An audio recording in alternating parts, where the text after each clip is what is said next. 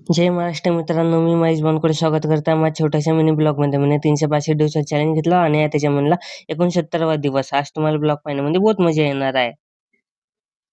आज आपल्या घरी लई मोठं कार्य आहे, कारण माझ्या बाबांच्या पोरींच्या म्हणजे आपल्या बहिणीचं लगीन आहे.